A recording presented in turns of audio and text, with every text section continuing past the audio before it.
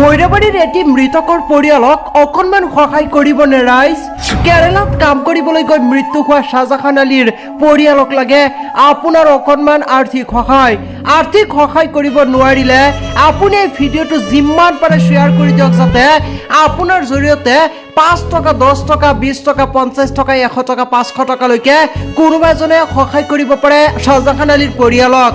আপুনি এজন মানুহ হিচাপে অকণমান সহায় কৰিবনে ৰাইজ? কেৰালাত কাম কৰিবলৈ গৈ অকাল মৃত্যুক সাৱটি লয় মৈৰা দহগাঁৱৰ যুৱক এইজন শ্বাহজাহান আলীয়ে। শ্বাহজাহান আলীয়ে আছিল এই দৰিদ্ৰ পৰিয়ালটিৰ একমাত্ৰ উপাৰ্জনকাৰী। পিতৃ মাতৃৰ মুখত এমুঠি অন্ন যোগান ধৰিবলৈ যোৱা শুক্ৰবাৰে ঘৰৰ পৰা ওলাই গৈছিল শ্বাহজাহান আলী।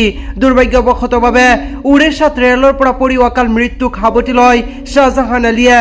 আজি অসহায় পিতৃ মাতৃয়ে আপোনাৰ পৰা ভিক্ষা মাগিছে। এতিয়া পৰিয়ালটো চলিবলৈ লাগিব আপোনালোকৰ অকণমান আৰ্থিক সহায়। আপোনাৰ অকণমান সহায় পিতৃ মাতৃৰ মুখত হাঁহি বিৰিঙাব পাৰে।